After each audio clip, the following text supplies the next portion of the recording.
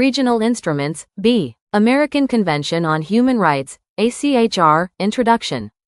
The American Convention on Human Rights, ACHR, also known as the Pact of San Jose, Costa Rica, is the principal human rights instrument of the Inter-American System, adopted within the framework of the Organization of American States, OAS.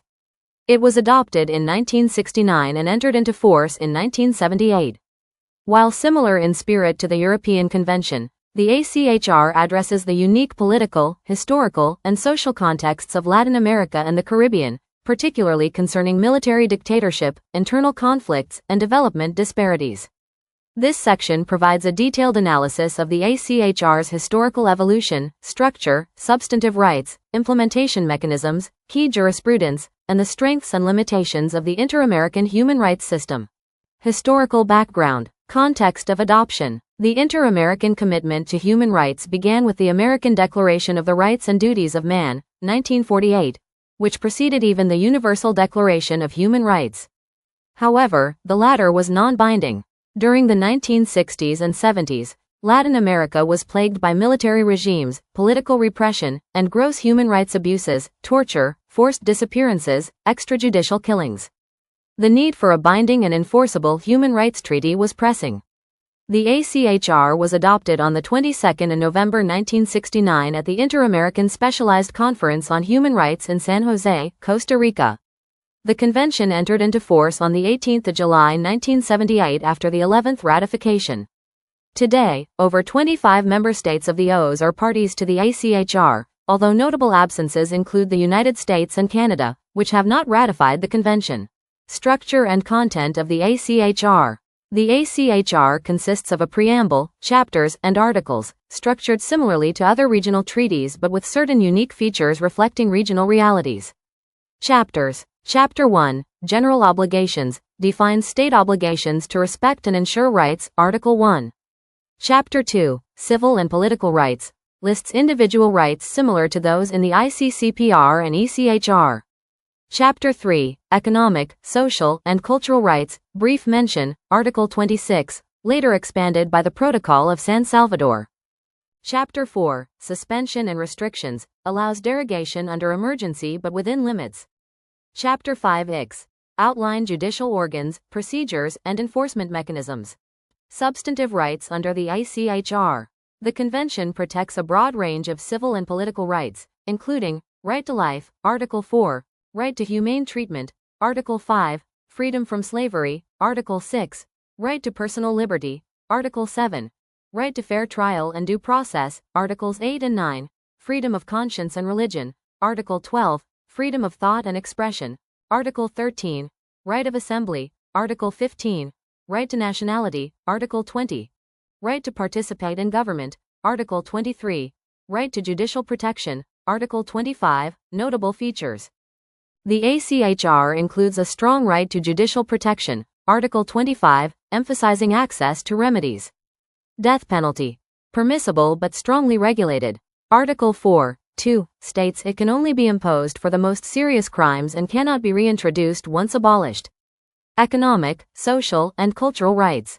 Though initially limited, these were expanded by the Additional Protocol of San Salvador, 1988, which covers right to work, right to health, right to education, trade union rights. However, enforcement mechanisms are weaker compared to civil and political rights. Implementation and supervisory mechanisms. The ACHR established two main organs for the protection of human rights. 1. Inter-American Commission on Human Rights, IACHR, mandate and powers. Based in Washington, D.C., the IACHR is a quasi-judicial body. Functions. Receives and processes individual petitions. Conducts country visits and investigations. Issues precautionary measures to prevent irreparable harm. Publishes thematic and country reports. Process. Petitions are first submitted to the IACHR. After evaluating admissibility and merits, the Commission can refer the case to the court, if the state has accepted its jurisdiction, or issue recommendations. 2. Inter-American Court of Human Rights, IACTHR. Establishment. Established in 1979 and based in San Jose, Costa Rica. Comprises 7 judges elected for 6-year terms by the General Assembly of the OAS. Jurisdiction. Contentious jurisdiction. The court hears cases referred by the Commission or states. Advisory jurisdiction. Provides opinions on legal questions posed by those organs or member states. Binding nature. Judgments are binding on states that have accepted the court's jurisdiction. States are obligated to comply with reparations ordered by the court, which may include compensation, legislative reforms, and public apologies. Landmark cases and jurisprudence. 1.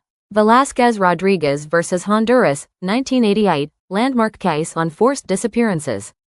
Court held the state is responsible for violations even without direct evidence if it failed to prevent, investigate, or prosecute. 2. Barrios Altos v. Peru, 2001, found that amnesty laws shielding perpetrators of human rights abuses were incompatible with the convention. 3. Gonzalez, Cottonfield v. Mexico, 2009, addressed femicide and violence against women. The court ruled that Mexico failed to prevent and investigate gender-based killings in Ciudad Juárez. 4. 5. Loaiza Tamayo v. Peru, 1997. The court condemned arbitrary detention and violations of due process, ordering compensation and legislative reform. Strengths of the Inter-American system. Progressive jurisprudence. The court has been bold in addressing systemic injustices, including gender violence, indigenous rights, and state impunity. Individual access. Like the ACHR, individuals can bring complaints after exhausting domestic remedies. Wide influence. Even non-parties to the court's jurisdiction often follow its jurisprudence as persuasive. Challenges and limitations. 1. Ratification gaps. The United States has signed but not ratified the ICHR. Canada has not even signed the convention. This limits the system's universality in the Americas. 2. Withdrawal and retaliation. Venezuela withdrew from the ICHR in 2013. Some states criticize the system as interfering with sovereignty, particularly after politically sensitive rulings. 3. Enforcement weakness. Unlike the EU system, there is no supranational enforcement body. Compliance depends on political will, and some states have been slow or unwilling to execute court judgments. 4. Resource constraints. The Commission and court operate with limited budgets, impacting efficiency and case backlog. Reforms and future outlook. Efforts are ongoing to strengthen the system.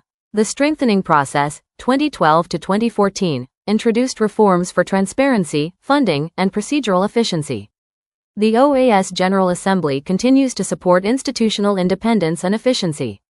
Civil society plays a key role in holding states accountable for compliance. There is also increasing jurisprudential emphasis on intersectional rights, addressing vulnerable groups such as women, indigenous peoples, Afro-descendants, migrants, comparison with the ACHR. Despite structural differences, both systems share the goal of ensuring that human rights are universally respected, justiciable, and enforceable. Conclusion. The American Convention on Human Rights is a pivotal document in the evolution of human rights protection in the Western Hemisphere. Despite political challenges, its institutions, especially the Inter-American Court, have been at the forefront of transformative human rights jurisprudence, addressing some of the most egregious violations with courage and clarity.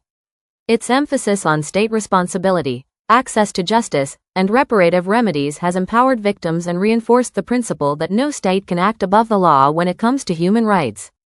As the region continues to grapple with new challenges, including democratic backsliding, migration crises, and digital rights, the ACHR remains an essential guardian of human dignity and justice in the Americas. Thank you for watching. Please like, share, and subscribe the channel.